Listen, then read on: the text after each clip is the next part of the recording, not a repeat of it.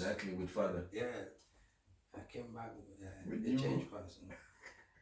In womb, I was taken to a hotel. You know, Really? we ate in a hotel. That's the first time I've seen. That you ate in a hotel. Yeah. Wow, interesting. Where did father? Was there a parish there, by the way? Yeah, there was a parish there, but Father Patrick just wanted to show around, so probably didn't want to have traditional lunch in the parish. Exactly. So he was a white man. No, it wasn't a white. It was Patrick Losha. It's from Banso. Oh, really? Yeah. So interesting. We went. We went and visited the lake. Okay. Then the general hospital. Then on our way back from the hospital, we stopped at this place that they called the hotel, and they brought rice. Rice and what? Just rice? Rice and stew. Wow, well cooked. And you know how rice was in Cameroon. Yeah, it was a luxury. Yeah, so I ate mine savagely. And what did father say? Father Kofon is watching. Good. When I finished the last grain, yes, he went to his plate and took his and slided it over. To you to continue. I did justice to it again.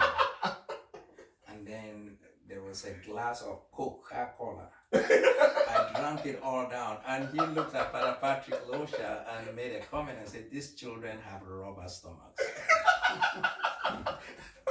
Because Father was that's a sense of language. Yeah, he said these children have rubber stomach, so it's elastic. Yeah. But there's one thing he did for me, that shows how down to earth of a person he was. I had jiggers. Okay. And he said you couldn't serve mass without jiggers. So I knew I was disqualified. Okay. But one day he came and he called me. We were sitting in front of the parish directory, and he pulled out every one jigger from my foot. Wow. Can you imagine? So he was a doctor? Yes, and then washed my feet and told me, "I don't want to see jiggers on this foot anymore." And that was the last time I ever had jiggers. Interesting. So when did you get your first pair of shoes? My first pair of shoes... Do you remember? Yes. Well, I had a pair of shoes when I was very young, yes. Which my father bought. That was before he died. Okay. But after he died, I never got a pair of shoes. The first pair of shoes I wore was in class 6 in primary school, but they were not my shoes. Okay. I was playing in the school band. I see. And we had to play in the youth day.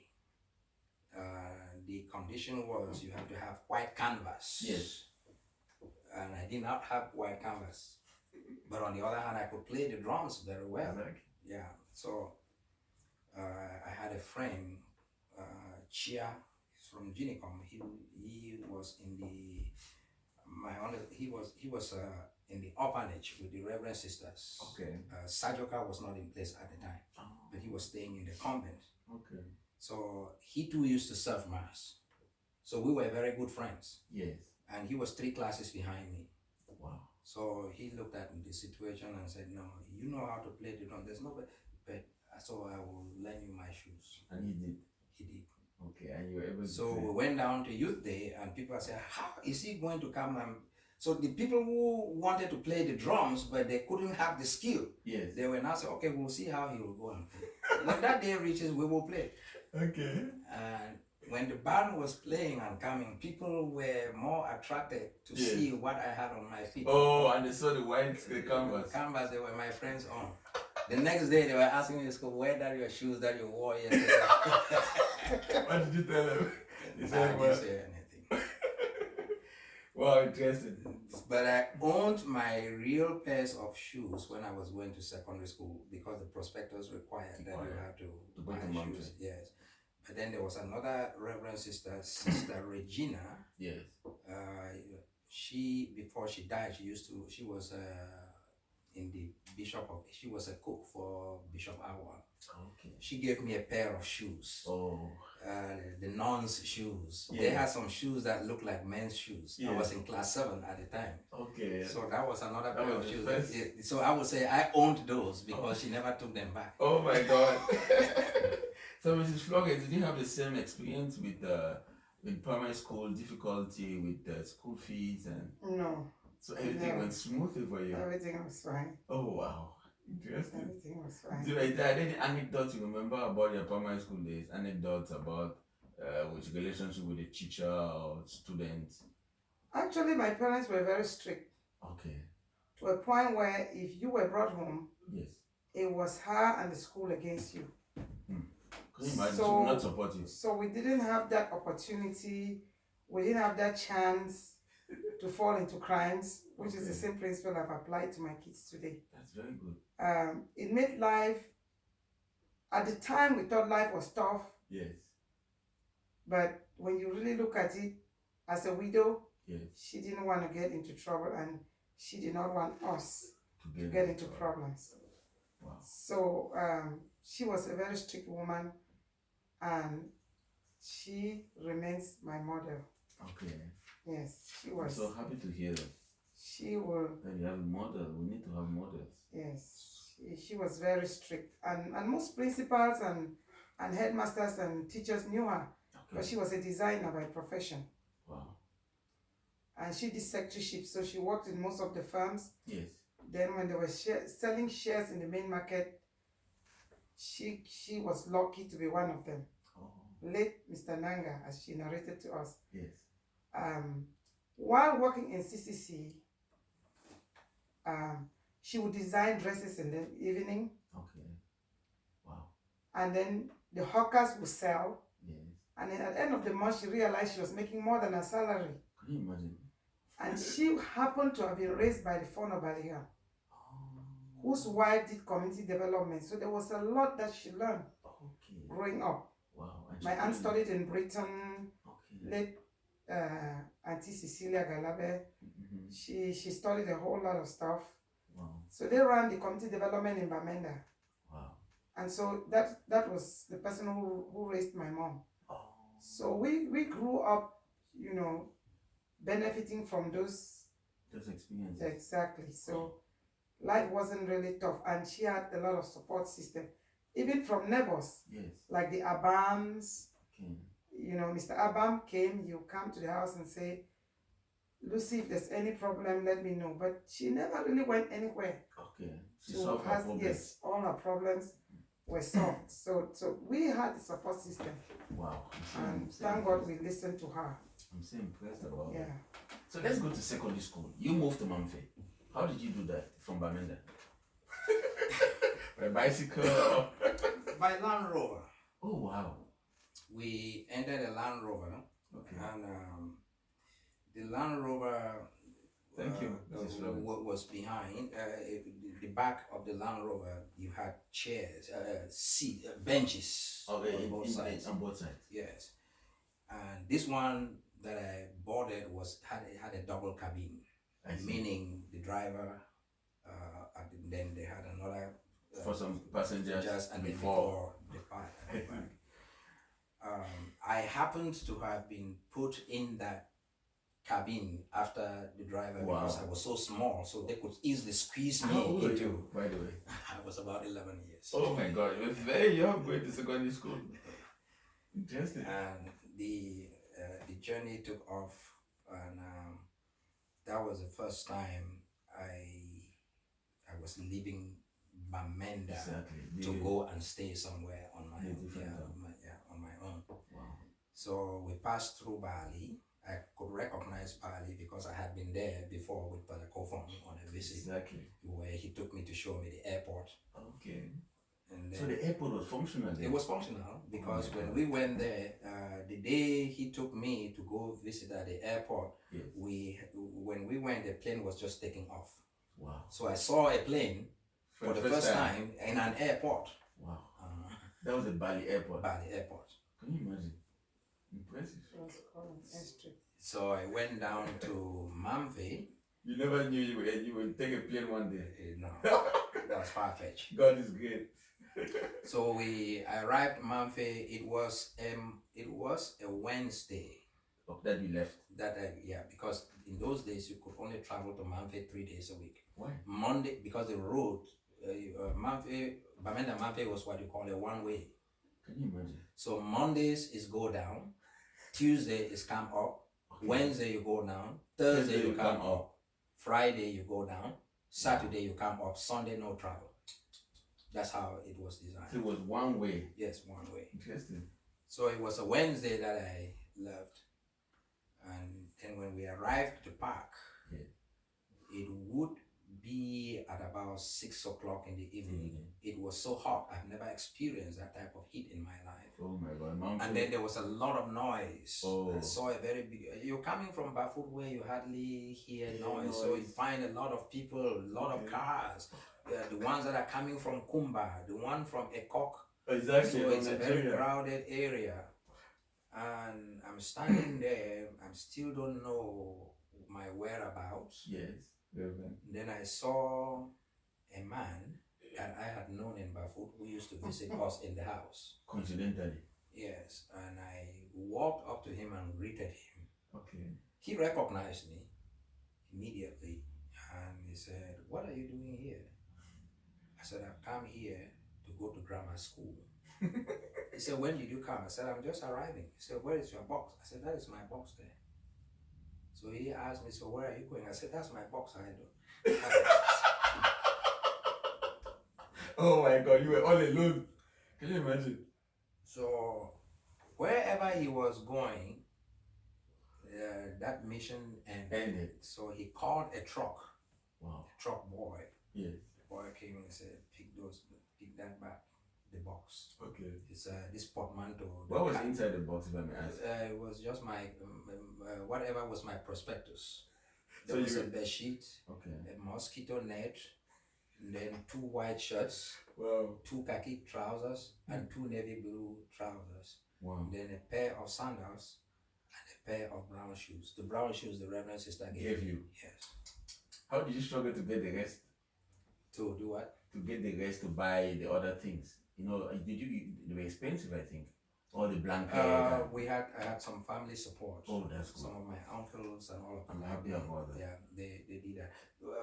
Of course, part of the reason why some of my uncles were a little bit reluctant was because they said they did not see any future in secondary school. No, education in general. Can you imagine? But one of my maternal uncles, who is late now, who happened to have been in teachers training college, was able to convince them, the other ones, and then they joined efforts to help me out. I'm so happy they did. Yeah. But this man now, he was a teacher in primary school. Okay. St. Joseph's Manfetown Primary School. I see. So he took my box and then we went to the house. And that day I slept on the floor. Wow. They're not boarding, they're not dormitories? No, the school it was a day school. Oh, okay. So when I got there, he had a 1-bedroom. Okay. So in the parlor, there was just a table and 2 chairs. The table was leaned against the wall like this. And then you have a chair, 2 chairs here like this. I see. Where he would sit and write his lessons of notes. He was not married. Okay. So that day I slept on the floor. And then he came back 3 days. I slept on the floor for about 3-4 days. And then he came one day and then he took me and we went out and he got a bed. Okay. And came and then helped me to mount that bed with my mosquito net. And that became my home for 3 years. Oh, so I lived with him for the first 3 years in school until he was transferred to Kumba. Wow. Fortunately, at the time he was transferred, they had the first set of dormitories. Oh, okay. And I moved in there. Wow, so he was extremely generous to you. Yes, he was. You didn't ask him from your family, why did you send him? He just... No. Wow, I mean, so where is he from now? He's late. He's so rest in peace for having... Unfortunately, when he died, I was never connected with him. However, when he got married, and he was transferred to Kumba, the wife was expecting. I see. But before he could deliver, they were gone.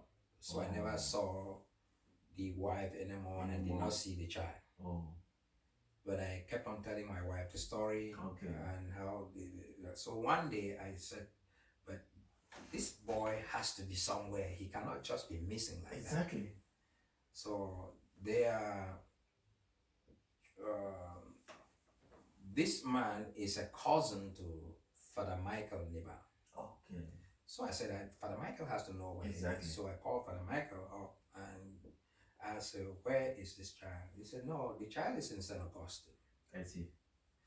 So my wife, we arranged and she sent school fees through Father Michael. Wow. You know, the money got to St. Augustine when this child was driven out for school. For school fees? Yes. Can you imagine? From what we were told, he had packed his things waiting to go, and then the principal said they came and called him and they said, you have your school fees here, go back to class. What confidential. But that's how I was able to put closure to that family. Then my wife went home and then went and looked for him. And then gave him some money and then some things to start life on his own. He's somewhere in Texas there. Can you imagine? Yeah. That's quite impressive. I'm so impressed about your story. So 3 years in Mamfe. With Mr. Anacletus. And then the dormitories were right. Then I went in there. I did 7 years in Mamfe. Wow. My secondary school and high school were all in Mamfe. And you completed with distinction. I wouldn't call it distinction. I was just an average student. I see. All of Mrs. Florence, how was the secondary school education? You went to St. Beats, you said? I went to St. Beats. Who was the principal at the time? Father. Do you remember? Father John Ambe. Oh, don't tell me. Who was rector of Bambwe? No, actually, Father John Ambe had recommended me because I had admission in Lord's as day student. This was in the early 80s. So in the early 80s, there was day students. So Father John Bintum said, no, me going for a day student, he doesn't encourage it. We live below Lord's, Our Lady of Lords. Can you imagine? So he called Father John and they said they need to send me to St. Beats in a boarding school. So that's why I went to St. Beats. Wow. We're family friends with Father John Ambe, Father John Bintum, and most of the priests at that time. Yes. So this what was year two was priests that? that Do you remember assisted the me. year? 83. 83. And Father Fonte was the principal for a couple of weeks and then left. Then we had Father Ndiche came in and then left. Then we had Mr. Akwa left, and then Mr. Nde, Pandi. Yes, so St. Beats was quite interesting. Right. Father Ivan Dicha. Father Ivan. Yes. Interesting. So that was my life in St. Beats.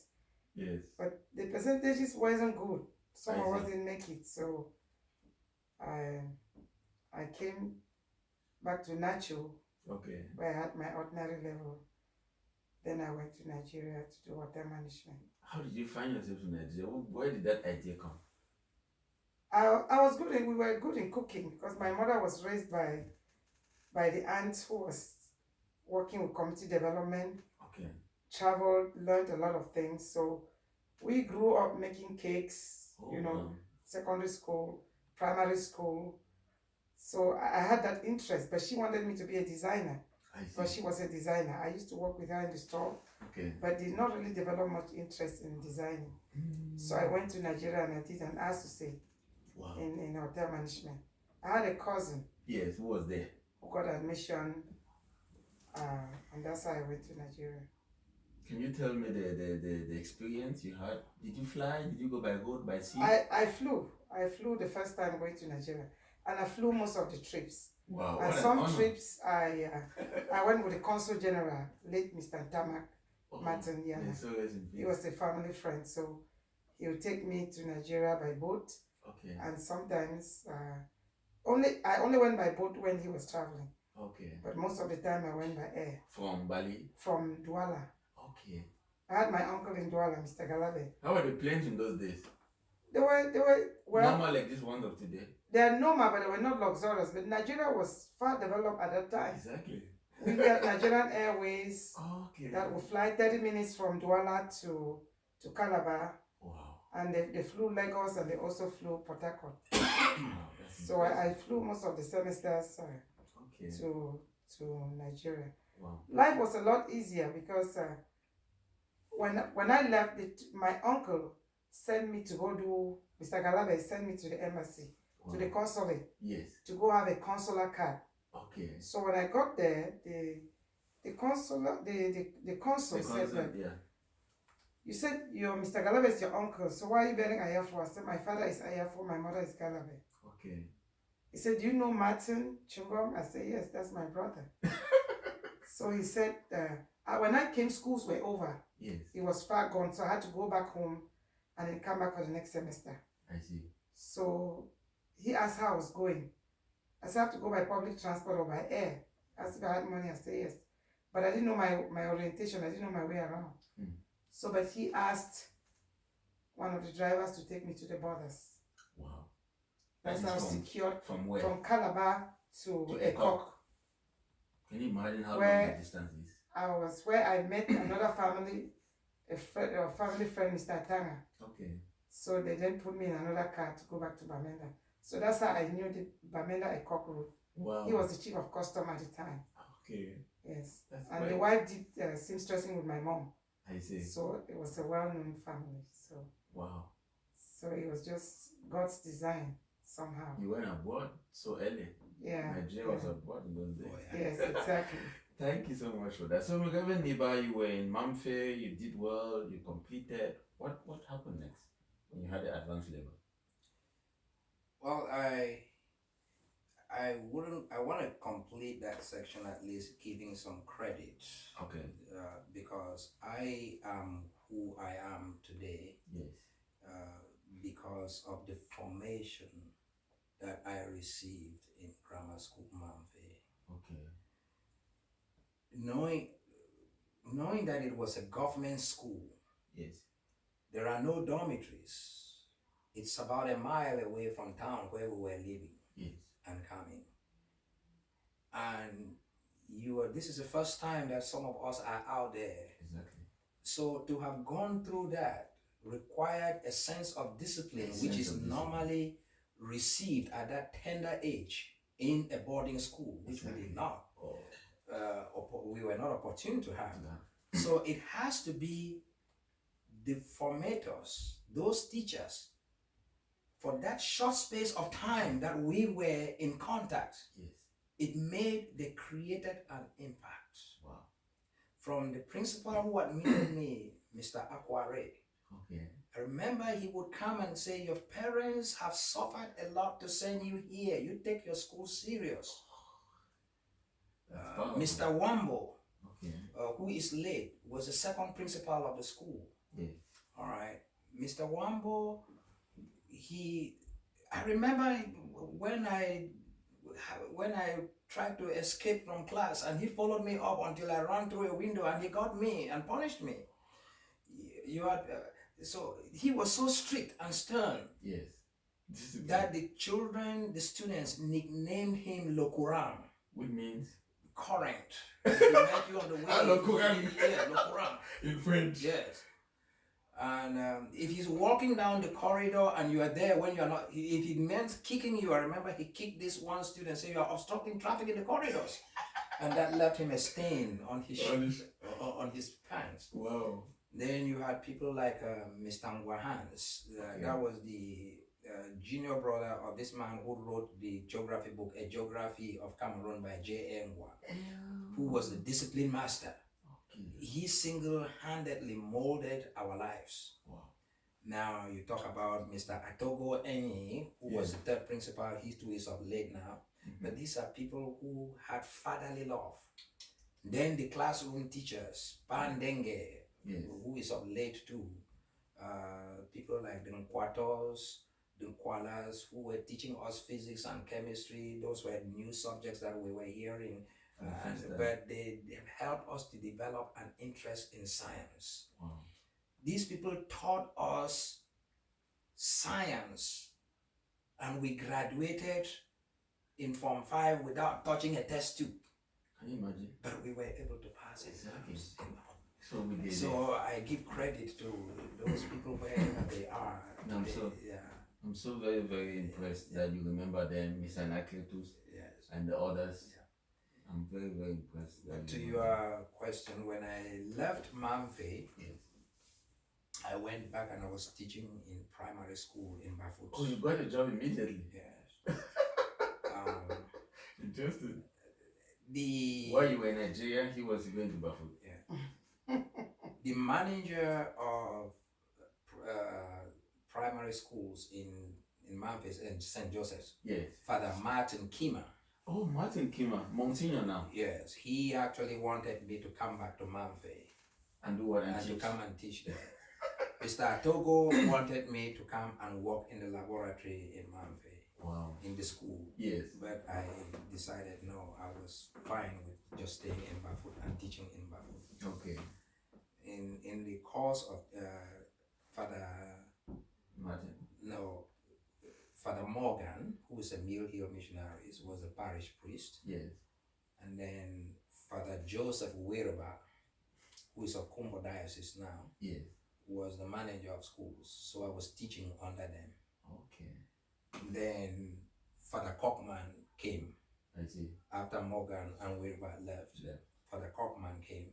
So I continued teaching under him. Oh, you're teaching, if I may ask? I was teaching class 4. Oh, wow. Everything, all the subjects? All the subjects. I had 80 students. I was teaching class 4. Okay. And then I was also teaching music in the school. Oh, wow.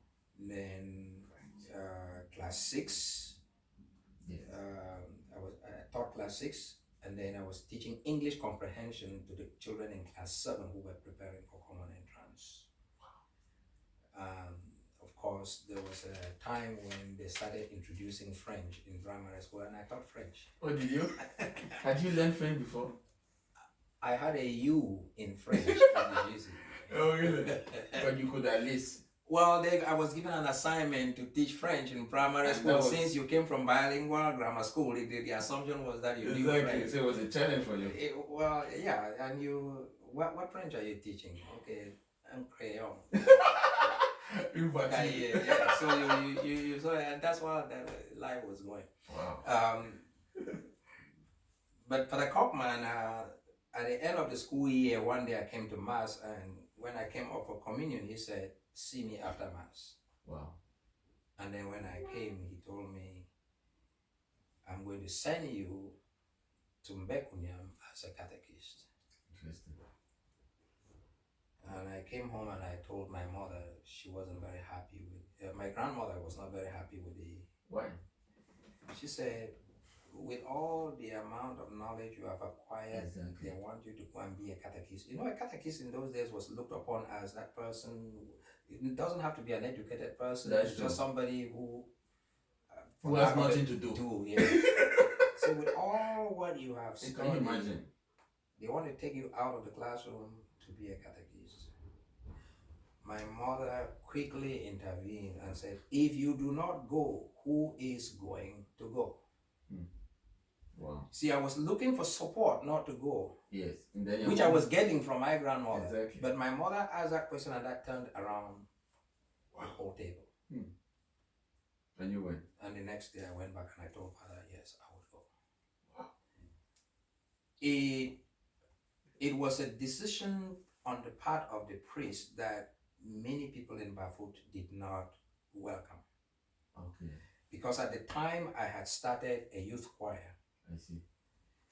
And I told you we have 21 outstations. Yeah, so some of the parishes they had choir, some of the mission stations they had choirs. Yeah. So during festivals, when they came into church, like Feast of Assumption, or Christmas or Easter, where they had one big mass, this choir will sing this part, this one will sing this one, this one will sing this one. And I looked at it and I said, it doesn't make any sense. There should be a common song. Exactly. So I composed a mass in Bafut. Can you imagine? So we then started what we call the Bafut Catholic Choirs Association. Where did you learn how to compose masses before we continue? Did you learn from a priest or it's just a gift, natural gift? If you want me to rewind the clock, please. I used to dodge away from singing in primary school. Okay. And one day when I rang the bell, because I was a school timekeeper, I rang the bell and announced singing